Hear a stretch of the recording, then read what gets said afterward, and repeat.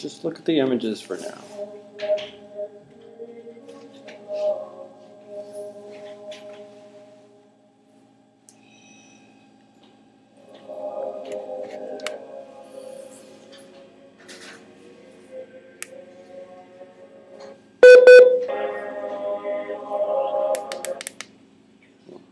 Well, so much for that. All right, AV is not going to cooperate. We'll do it this way.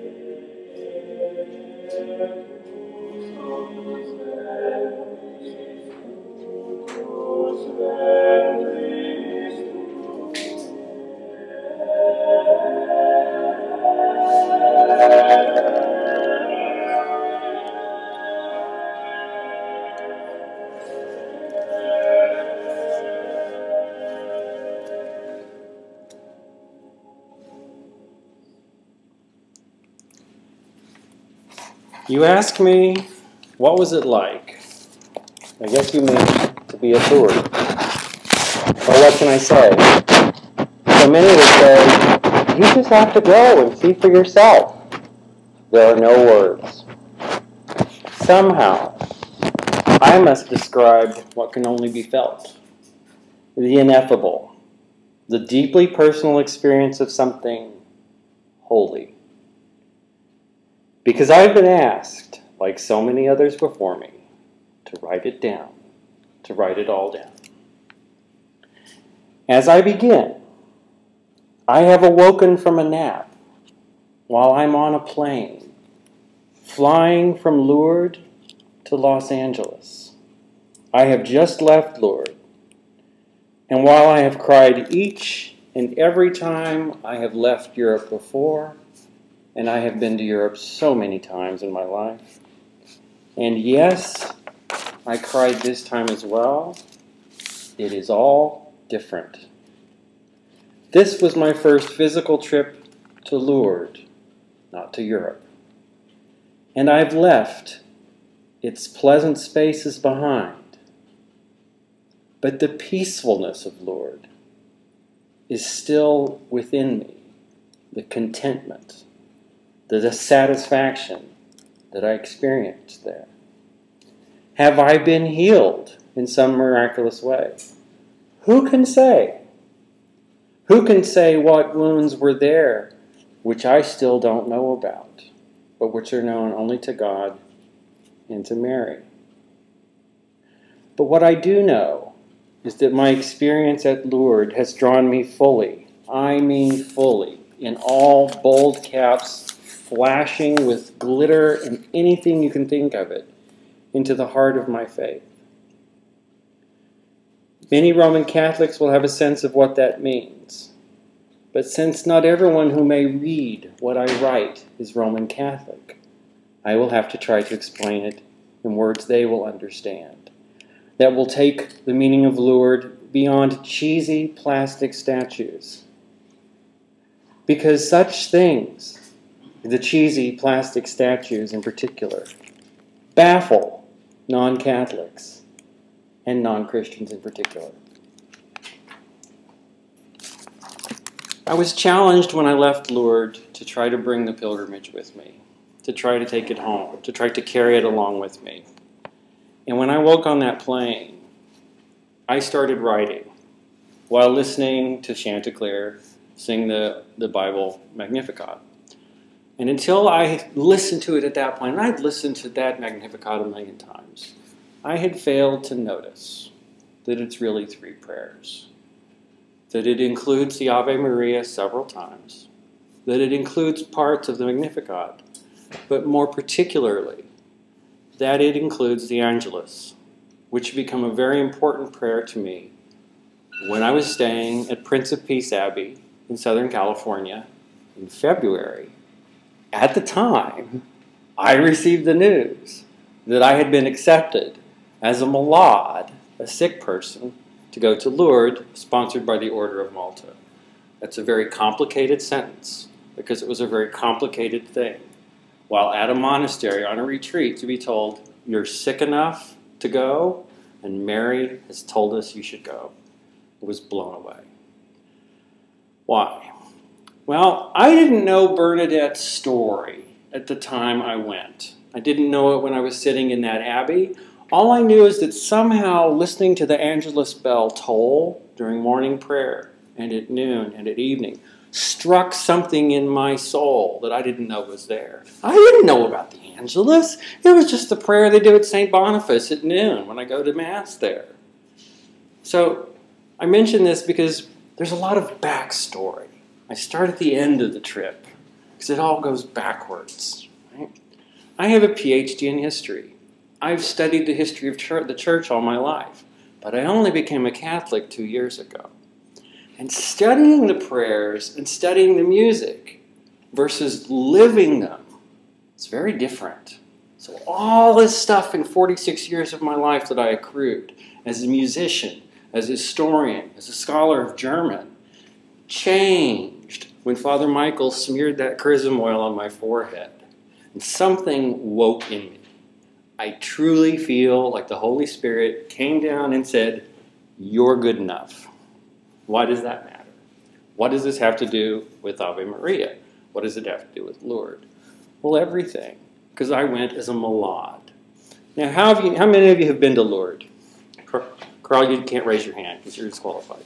Has anybody else been to Lourdes besides me and Carl? Does anybody know what a malade is? A sick person. All right. So the Order of Malta in this whole pilgrimage uses a lot of French terms. There's two you need to know. Malade, and then there's another one later, but we'll just go with malade, sick person. So it's a designation. It means I needed healing.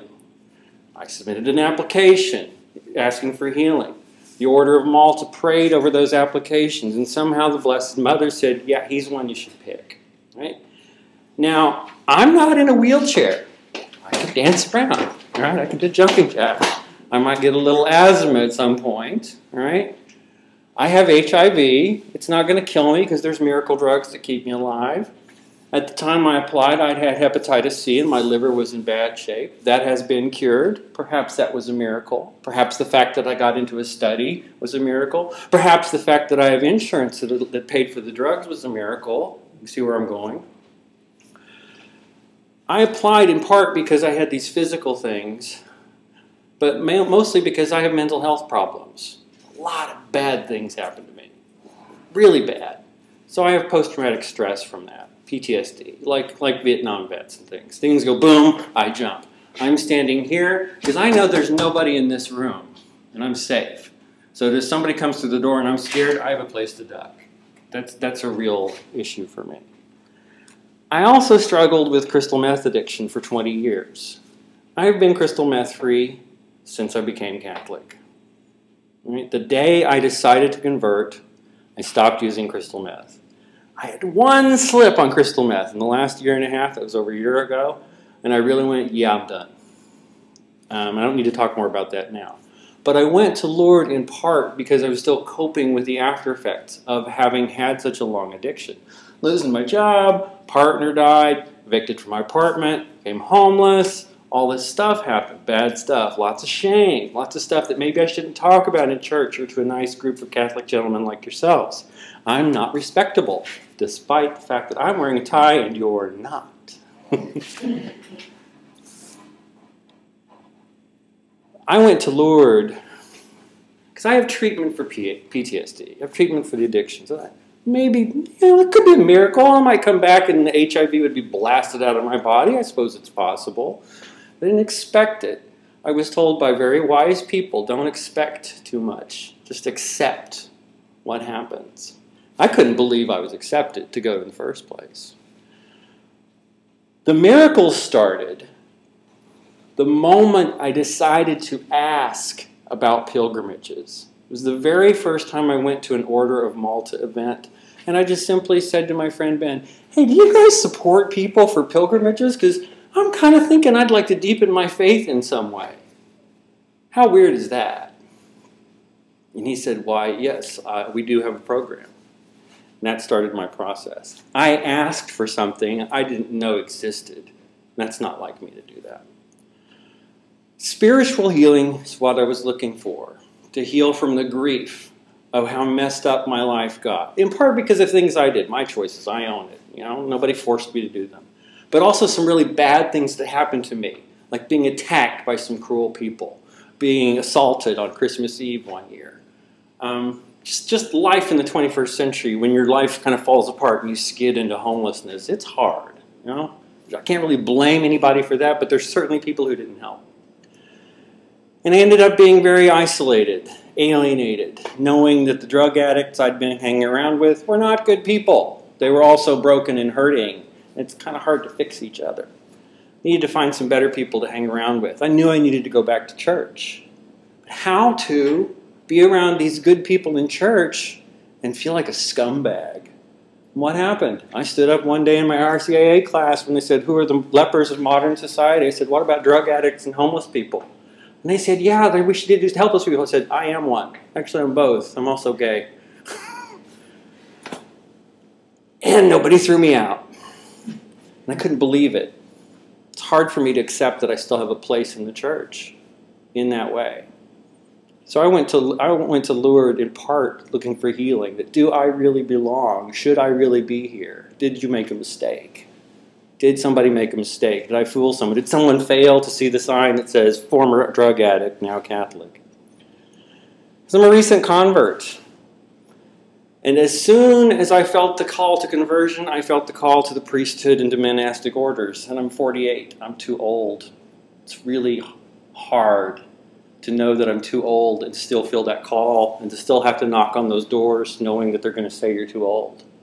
But I have to knock because the journey's the whole point. So I went to Lourdes. What happened? Well, the story of Lourdes, I didn't know. I learned it after the fact, and I found some scary parallels between what I was going through and Bernadette's life. Does that mean I'm a saint? Well, yes, because we're all saints. Does it mean that I'm special? Someone else will have to decide that. But it does provide a good story. Here's the story. I only knew the story of Bernadette as a sort of like pretty girl, you know, 1950s hairdo, and something happens with Marian, and she's a saint, and lots of little girls get named after her, and it's kind of this neat thing, right? Because I grew up Protestant, all right? Well, then I get to Lourdes, and there's one day when we're at a meeting, and I had to pee. So I had to go find some place to pee because there was no place to pee in the church. So I go running off through the grounds. And I go to find a place to pee, and there's an outdoor museum with dioramas. Now, I love cheesy things. And it's a diorama with these little clay figurines of Bernadette and her visions. It's like the 8th day, the 7th vision, the 14th vision. I'm like, oh my God, there's all these visions. There's so much detail here I don't know about. And you could push buttons and things would light up, and the Archbishop's arm would wave. It was totally tacky. Carl, you have this look on your face of shock. I'm loving it. And this is all because I needed to go to the bathroom. And I find this thing, and I look at it, and I'm like, wait a minute. Her family was homeless? I mean, they're saying they were living in the cell because they'd lost their home, but I can read between the lines. This sounds like homelessness to me, maybe couched in 19th century French terms. They were living in a former jail. Well, nobody does that voluntarily. Were they in debtor's prison? There's more to this story. Oh, this lovely grotto, this beautiful, beautiful place where everybody goes on pilgrimage. More about that in a minute. Why, that used to be the dump. That used to be the trash heap in Lourdes. So Bernadette, this lovely saint with the 1950s hairdo that I had imagined, was in fact a learning disabled or at least poorly educated homeless girl digging in the trash for something to eat. And I thought of San Francisco and all the people I know and have lived with who aren't on psych meds, who have a second-grade education and have dug into trash heaps for something to eat. and have sometimes claimed to have seen someone talking to them. And I thought, well, who am I to say that the Virgin Mary isn't appearing to other people? I'm not a priest. And that's not the point. The point was it made Bernadette's story very much like mine. That here was this beautiful place that everybody was coming for these magical experiences, but it had been a dumpster in 19th century France, if I chose to think about it that way, and I did. So what was the message Mary had? I'll probably get this wrong, so Carl may have to correct me, but the basic message, there were several, but the part that mattered was, come together at this place. Wash. And she showed Bernadette where to dig so the spring would give her. That's the picture I really love. Here's the crazy homeless girl digging in the trash. And everyone's like, what's she doing? And suddenly spring crawls up and she starts drinking the water. Imagine if somebody did that in San Francisco. What would we think? What would I think? Would I do that? Would I have the guts? Would I have the guts to listen to the voices, to the vision only I could see? As someone with PTSD and psychosis, I could kind of relate to some of this. How do you find out if it's real? How do you test it? Bernadette's a really courageous person. So you have to go somewhere, come together, you have to wash. Well, now we get back to what happened with my pilgrimage. I was accepted, and about 300 of us got onto a plane. We all came together in Los Angeles. We were the western part of the U.S. division of the Order of Malta. International group, all going to Lourdes for 1 week. 300 of us getting on a plane, all Catholic. Now, if you've ever seen the documentaries about Muslims going on Hajj to Mecca, I thought of that. It's like, is it going to be like that? We're all going to be praying the rosary, and what's it going to be like? This is crazy what I'm doing, but I was so excited. And so I wrote about it. I wrote a lot about it. This whole notebook was filled while I was in Lourdes. While I was landing in LA to get on this plane, I wrote a little something. I, of course, flew down from San Francisco to Los Angeles on Virgin Airlines because I thought that would be fun. And it was. But I'd had a lot of past in Los Angeles in terms of what I'd done before with my drug life, with mistakes I've made. And I wrote a little something. So the first thing that came to me, Hollywood is such a bizarre place. I wish I hadn't been high or strung out the whole time I lived there as a high roller. But perhaps that is the Hollywood story. So one of the ways I've coped with my life is to poke fun of it. Even the religious points, the serious points, the sad points. To write about it in some way, to write down what happened.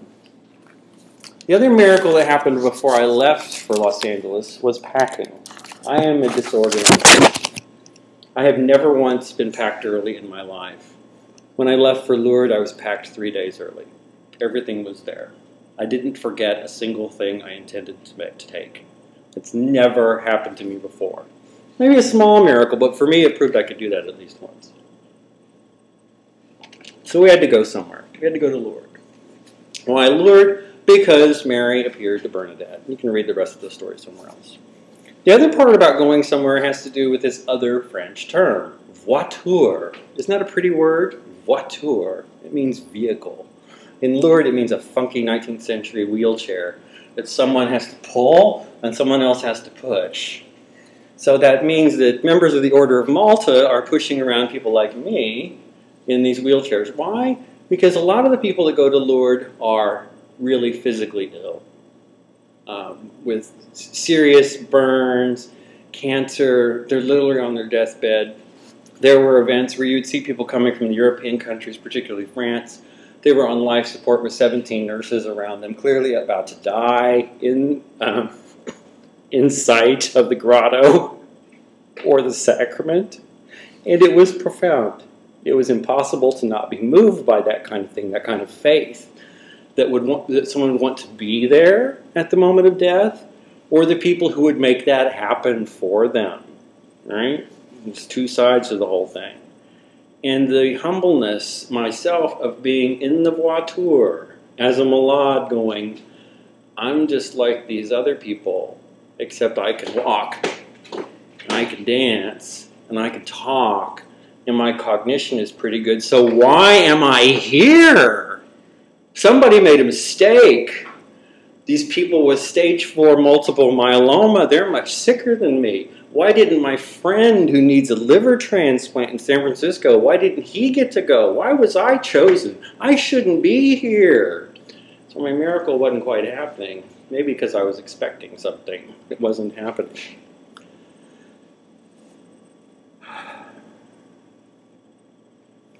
So we've gone somewhere. We've come together to pray at the grotto. And we're supposed to wash because this spring sprang up and it's still flowing into the river. I'll have a lot to say about that. I guess some people aren't excited about getting in the baths at Lourdes because they're ice cold. It's not, warmed up. It's not filled with chlorine. It is spring water. It's a magical spring. I don't know. It's a religious spring. It's a holy spring. I don't know how to describe it. It's a special thing. It didn't exist until Mary said dig. And Bernadette did, and then it came up. It's flowing. And you can drink the water, and you can wash your hands in it. You can wash your face in it. I did that. I can do that from my wheelchair. The people on my team were constantly bringing me cups of water. Do you want some water? Do you want some water? Do you want some water? The first day, I think I had to use the bathroom 30 times. Now, I don't remember drinking that much water, but something flushed out of my body, I think. And the first day, what happened is we went through 2 rituals of washing. The first, we got our feet washed. Have you ever had your feet washed by someone else? Who has? Was it a religious ritual or was it at the pedicure salon? Religious ritual. So you've maybe been through that humbling experience of someone else washing your feet for you, and it has meaning. I was so wrapped up in getting my socks off and not being a bother to anyone that I didn't just let it happen. So that was one of the mistakes I made. It was still deeply moving because we had to do a confession right after that. And it was all about, I managed to somehow score the priest who had talked about confession, in part because he said right after he was ordained, it had been about 3 years before he made a confession because he was too proud to do it to anyone else. And I thought, I like this priest. This is someone I can talk to. And whether or not the story was true, it teased out for me that my biggest sin is pride. Pride. That feeling like I'm not good enough is pride turned around. That feeling like I don't belong is like, I don't belong. Instead of just accepting, I'm here. I am good enough. It's a hard road. I haven't figured that one out. That was where the miracle started. Pride. Think about pride. All the ways it works in my life. So I let my feet get washed. It wasn't cold. Then we went to the baths. Baths were hard. Carl knows part of this story. I was sexually abused when I was young. And it took place in a locker room at a public swimming pool. So to this day, I'm nervous in locker rooms and swimming pools. It just makes me jumpy. I didn't realize at the baths that I'd have to sit for a while with 6 other mostly naked men with various noises going on behind curtains. And of course, it was a safe place. It's the baths at Lourdes. But inside myself, I was 6 years old. And here's where the miracle started. Repressed memories are kind of weird. You aren't sure if it happened or not. And for those minutes where I sat there waiting for my turn to go into the baths, when I was in absolute terror with every fiber of my being screaming, get out of here, run away, I knew I was safe. And I sat there praying the Angelus, to be honest, and reminding myself that this was maybe the healing. That everything I thought had happened to me had happened to me because it's in here as a memory. And the reality of it, I can't test. I can't know. I can let go of that, to let go of some of that pain and just say, I survived. It left scars.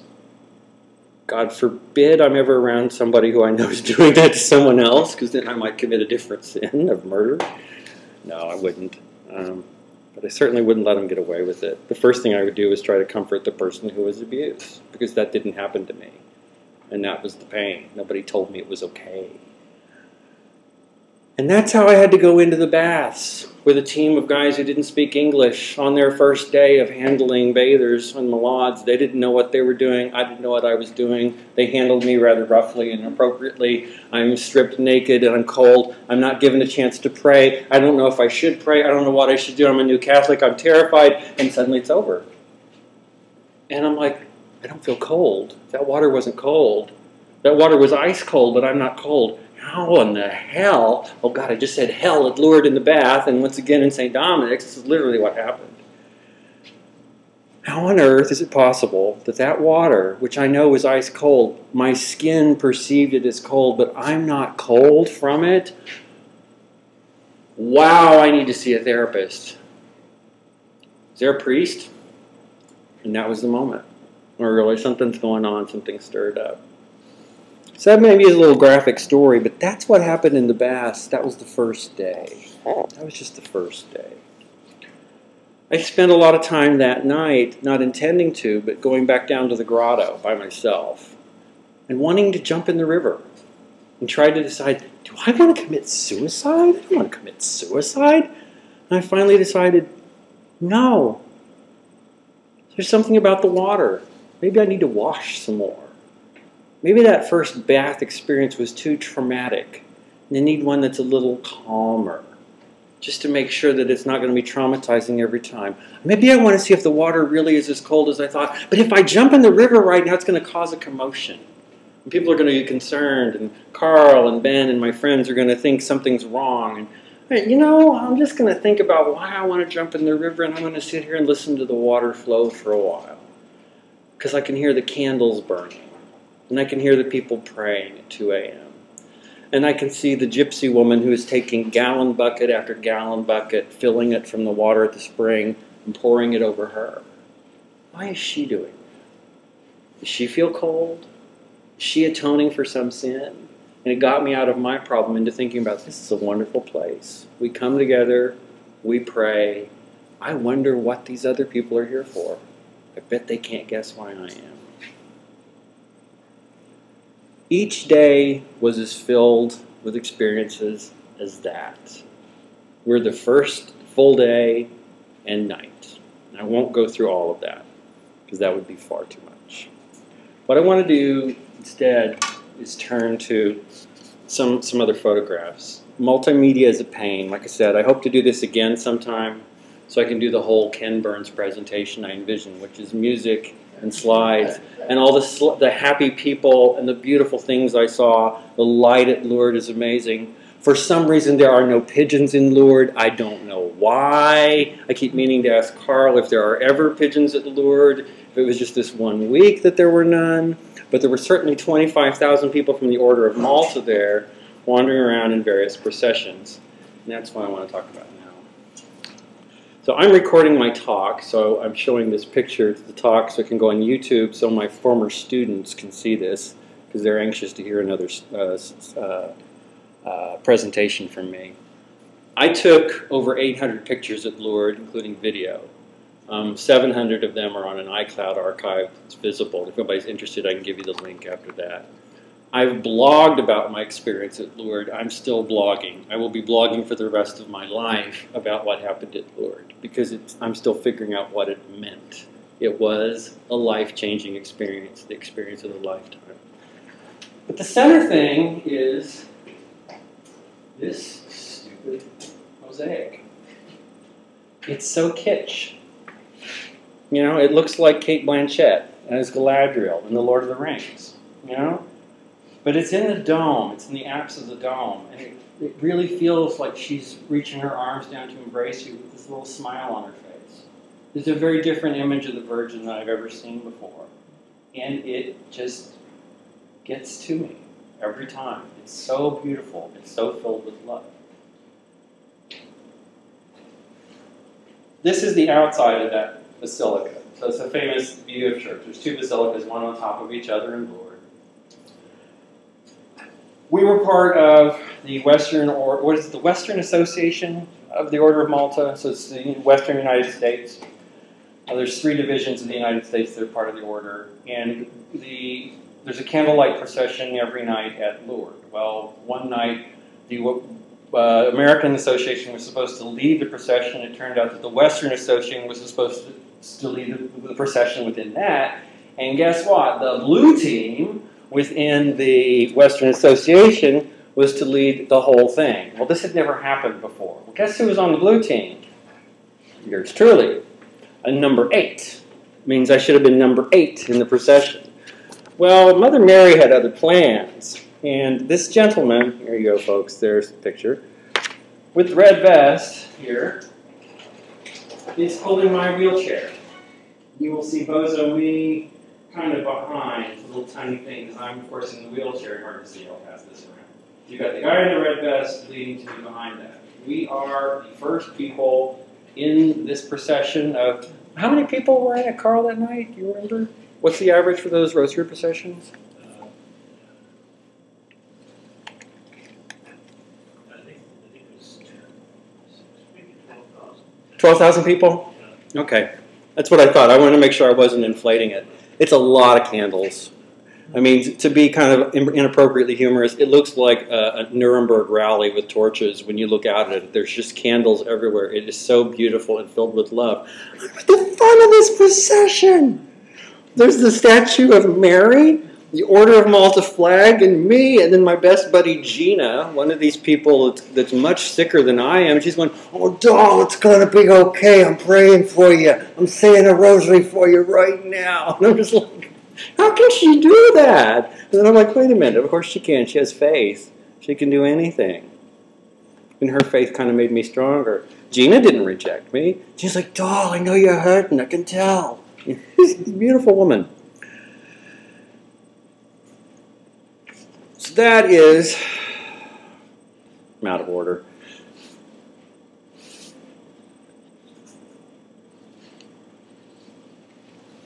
I wept most of the time during that procession. I could barely keep it together while we were doing it. How did I end up number 1? I don't know.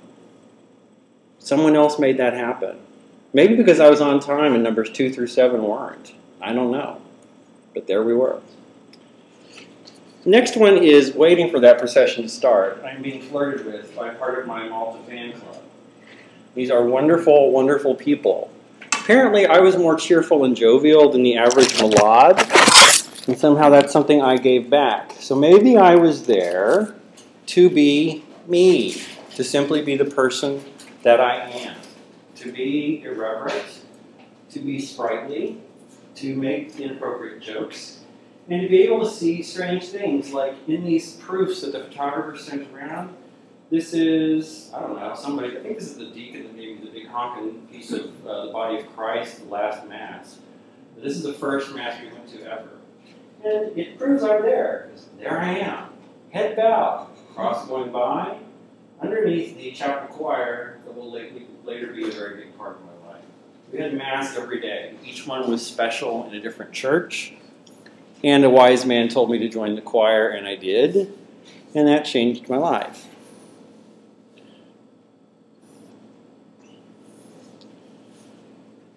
Now, in that picture where I'm in the wheelchair with the girls, they're asking me, do I need another blanket? Do I need some water? Do I need this? And I'm like, how come I'm the one holding all your candles? I thought you were my support team. I said, you know, what I really need is to be able to play some music. I need to get some stress off. And I wouldn't have thought to ask that. But as you'll see, that is what changed everything. This is the end of that day, the rosary procession. That's me, bundled up in the cold, at the front and center. There's me, there's the aisle, then there's everybody else.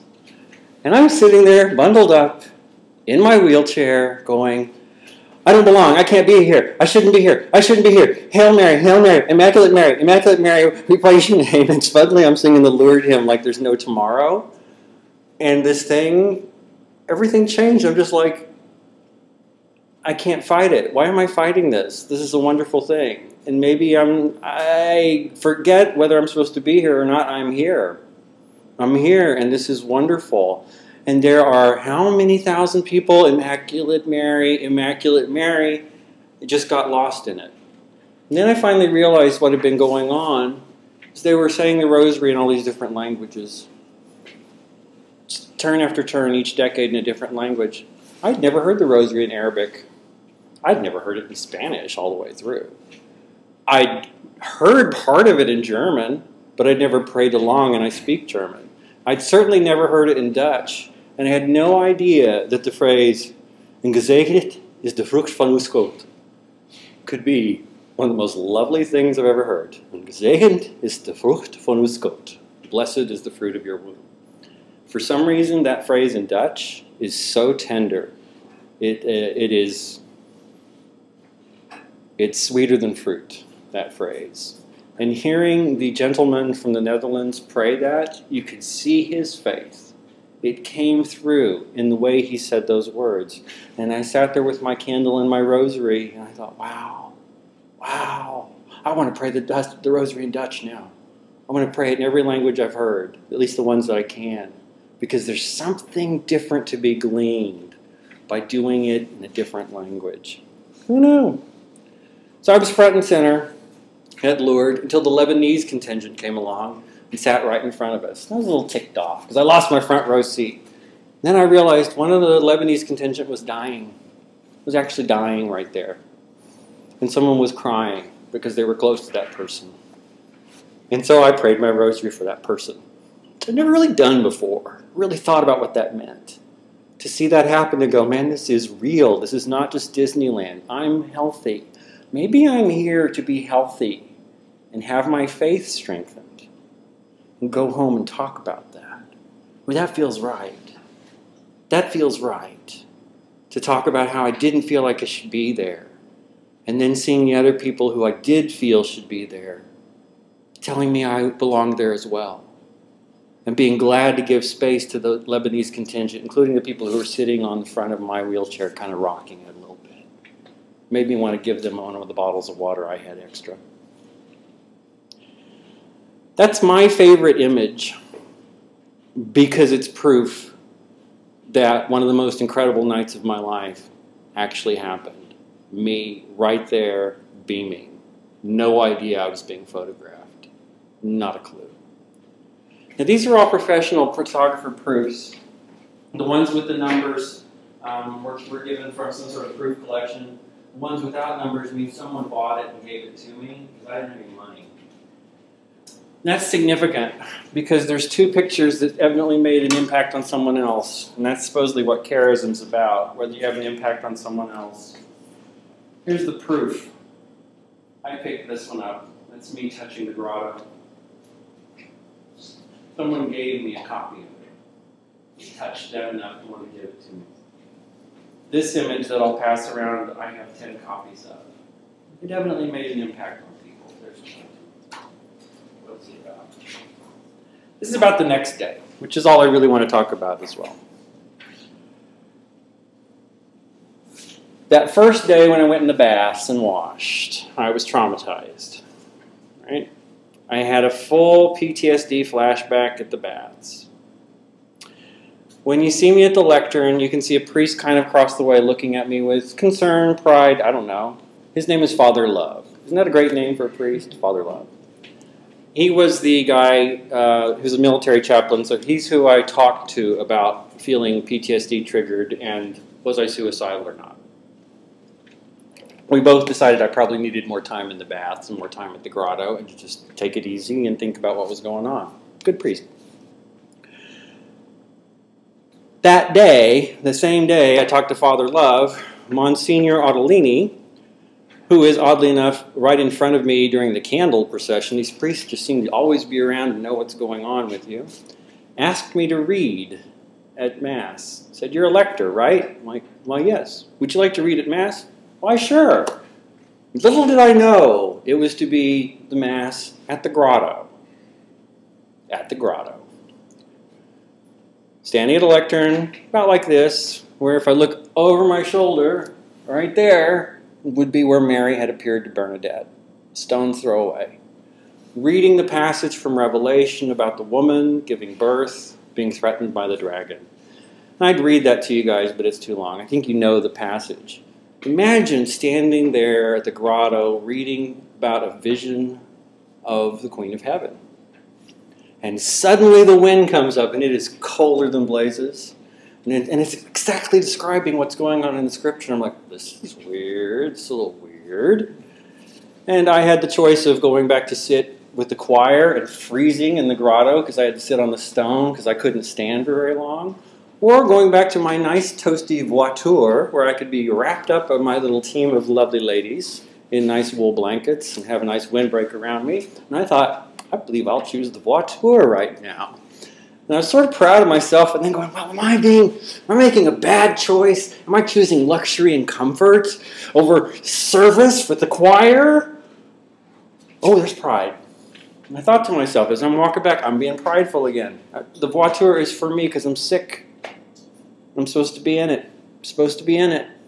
This is one of those times when I should be in it. And I got into the voiture. So yes, Virginia, a gay Catholic convert with a sordid past can be chosen to read scripture at the Grotto of the Virgin at Lourdes, because I did. I'm sure there were others. Maybe not. Maybe I was the first. But nobody can say it hasn't happened because it's happened now. I washed in the bath the day before, and I get chills every time I think about these moments. They were so unbelievably special. Could they only happen at Lourdes? Well, yeah, because they were about being at Lourdes. But that kind of faith doesn't go away. That I can't ever lose. I can't lose my faith again after that. And that picture resonated with so many people that they gave it to me. Some of them, I think, got their own copies of it. So it's not just about me. It's about somehow my reading, my being there, knowing what I was going through. Somehow it meant something to other people that's their story to tell, not mine. The last picture was me. It was given as a gift and as a proof. Where, again, I'm in the wheelchair. I was ashamed to touch the grotto stones with my right hand when I first got there. I've been fighting a wart on this finger for about 2 years. And frequently it's black and raised up and it looks like Kaposi sarcoma, which is one of the indicators for AIDS. So I'm very sensitive about it because if people know I have HIV, then they think I have AIDS and they think I'm gross. And again, it's all my inner voice. Who knows what they think? Maybe you just think, oh, he banged his finger with a hammer and it's bruised. But for me, it's like, can I hand out the body of Christ with his hand with that wart on his finger? Steve knows because I've talked to him about it. It's really sensitive. So I wouldn't even touch the healing stones at Lourdes. How stupid, how prideful to touch the healing stone, to wash this hand at Lourdes, until it occurred to me, that moment in the grotto, why am I reaching up with my left hand? Oh, it's because there's a photographer, and I know he's going to take a picture. Wow, that's pride, Tim. So I'm not really proud of that picture because I know what was going on in my head, and I was delighted, but I was also aware of the camera.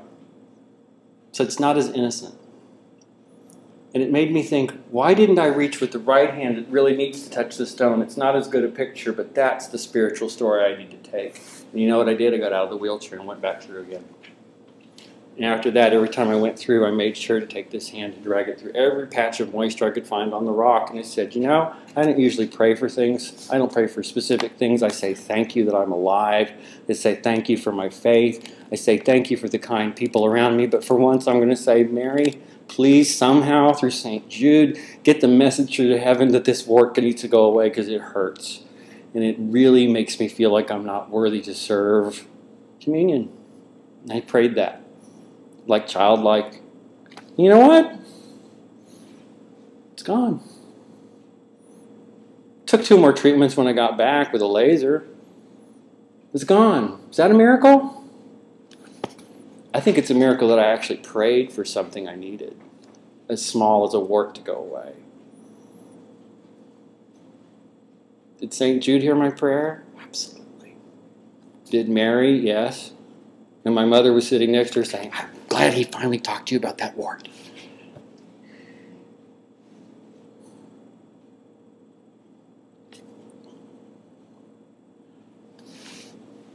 So that's the gist of what I wanted to say.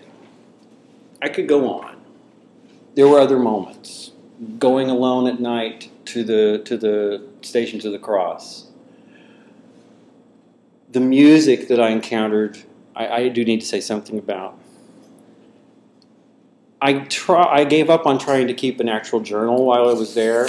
I was reduced to simply writing the date and a few notes, just to remind myself of the order in which things occurred, like father love, baths, hand, organ, because it got jumbled up in my brain, and I was really grateful as I was preparing this to go back and go, oh yeah, that was that day, and that was the next day.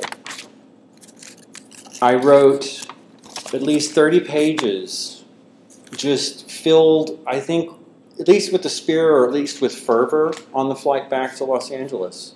Just writing down things that just had to be said while I was listening to the Magnificat, or the Ave Maria, I forget what it's called, the Bible, on repeat. That song does not get old. It just makes me weep. The funny part is the healing that has to do with music.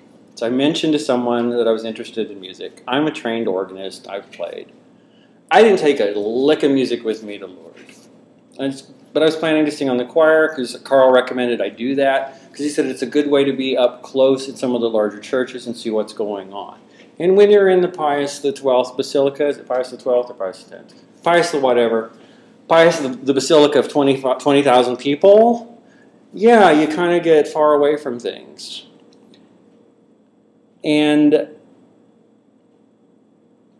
I'll tell two more. You okay with two more stories? If you're not, okay, so 2 more stories. So there's one about the Basilica and one about the organ. I'll tell the Basilica one first. So we had an adoration procession. So there's all these things. You're malad, you're bundled up, you're in your wheelchair. It's great. Except when you're sitting there in the cold. And then you can't move around and you get chilled. And there was one day, we had weather that was everything from 70 degrees and sunny and perfection like today to it was snowing and sleeting. It actually hailed one day when we were all outside waiting for the adoration procession. And I fell asleep and woke up as we were being wheeled into through the gates of mercy, and this Bavarian priest is like dousing everybody as hard as he can with holy water. And he whacked me 3 times. I was just completely drenched, kind of amused by it. I need to find out who that was and send him a note and say, I'm going to get you one day, Father. But the point of that is we go into this basilica, and I hadn't been in it. It's huge. And it's a building that doesn't make sense unless it's filled with people, because it's just hideous concrete. But we go wheeling in, and we're wheeling down. And the portal I go through, I look up, and who's the first saint I see? My patron, Hildegard of Bingen. What a random saint to have at that portal. And I'm like, whoa, Holy Spirit, okay, something's going to happen. I need to pay attention here. Then we go along. The next one we go under, Maximilian Kolbe, my other patron saint. Like, whoa, this is getting freaky.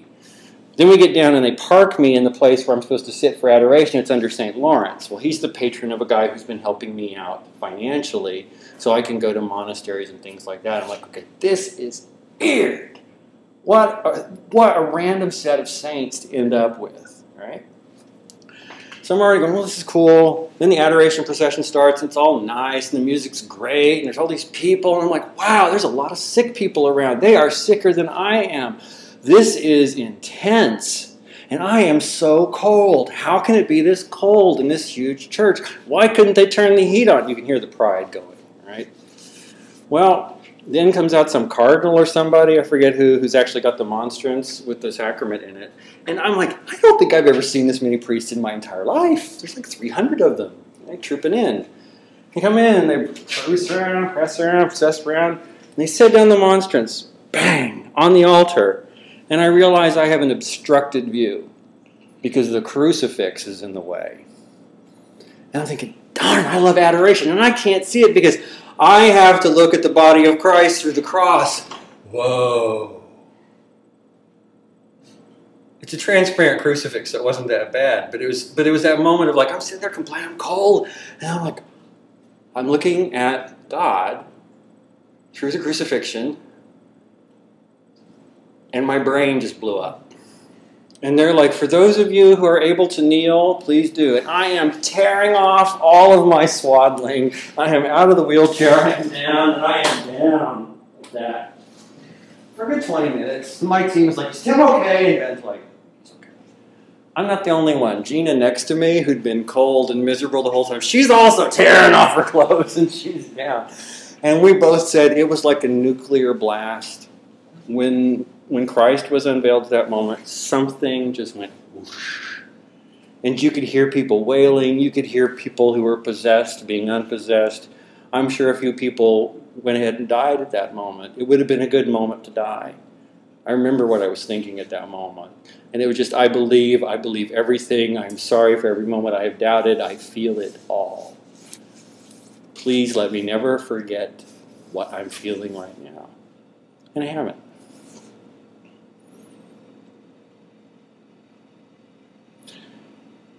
Second part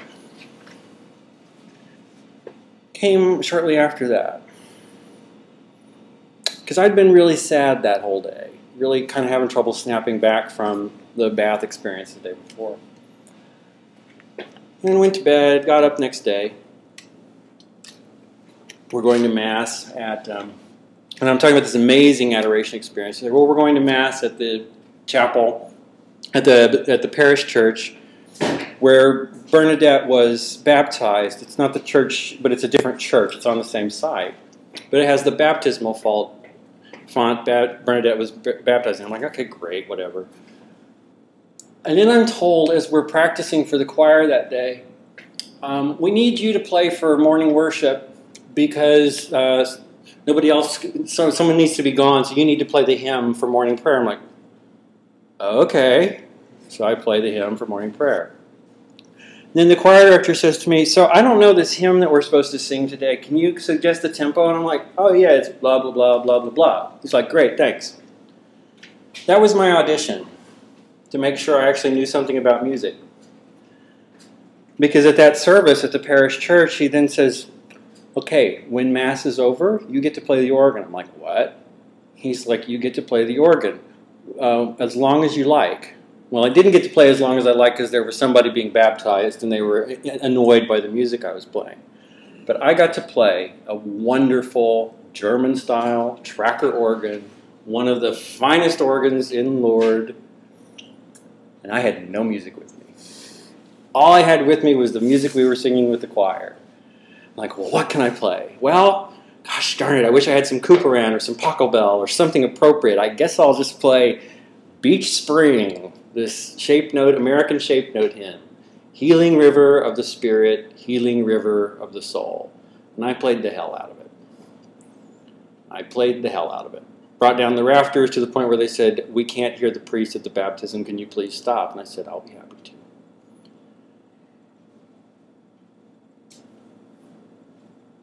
Then I found out the next day I was going to get to play the oldest organ in France, which was built in 1557. It only plays 2 octaves in the key of F. You can't play in any other key. It's not tuned for anything else. I didn't even have Beach Spring with me that day, I think. Or I had Beach Spring, which happened to be in F, so I knew I could play that, and I played that. And then I wanted to play something else so that someone would record it. And I did something kind of unlike myself. I'm a classical musician. I really like classical music. Really like early music. You know, if Mozart's about as late as I like to go, maybe a little Schubert, unless it's 20th century contemporary. I like listening to 19th century France, don't like playing it, it's not my style. But somehow here at St. Dominic's, I got turned on to contemporary music, contemporary Christian music. I don't know how it happened, but it did. And ended up deciding on this Renaissance organ to do something, I guess, a little prideful, because I didn't have anything appropriate, and I'd already played Beach Spring, to play the song that had made me cry during the anointing of the sick when we had that service, because they actually rearranged the Mass, because I said, you know, this song's so important to me, I'd really like to be able to sing that. That's the one song I was looking forward to singing at Lourdes, which is called You Are Mine. So I played You Are Mine on this Renaissance organ because it reminded me of the moment of healing, the anointing of the sick, where I'd started to feel better about myself. And if iCloud cooperates, I'll share that with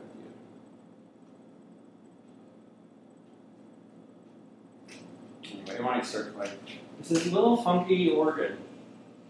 It looks like a Casio keyboard. The keys are tiny. They're carved out of wood. It has this funky, weird sound. And it's probably not going to load. That's what I played. Not many people get to play that organ, and I'm sure I am the only person who will play a contemporary Christian song on a Renaissance organ. And maybe that's prideful, or maybe that's being sprightly. And I was so excited to be allowed to play such an organ like that, to see that several people were arranging things for the one request I'd made. I'd like to play some music while I'm here. I almost got to play every organ in Lourdes. There were a couple that it didn't work out just because we couldn't find time to get back in there. But the 3 I played were so memorable, so special, that it fired up my life as a musician kind of all over again. So, what can I say? Let me wrap this up a little bit. I guess the miracle of me learning when to talk less did not happen. That's an issue that it has to do with some of my psychological stuff, also just being a history professor for so many years. But what did happen was I did go into the baths another time. And that time the water was cold. It still didn't chill me though. It was invigorating. But I knew what to expect. And I knew to ask for time. And I knew that I wanted to pray the Angelus while I was in there. And that if I asked for time to do that, they would do that. Because if you're a malad, whatever you ask for, you get. If you're a pilgrim going to the baths, you get to do what you want within limits. Right? It's your time to be with God. You do with it what you need to. It took me a while to sort of realize, to stand up and say that wasn't pride, that was faith. That there were some things that were okay to do, that were necessary.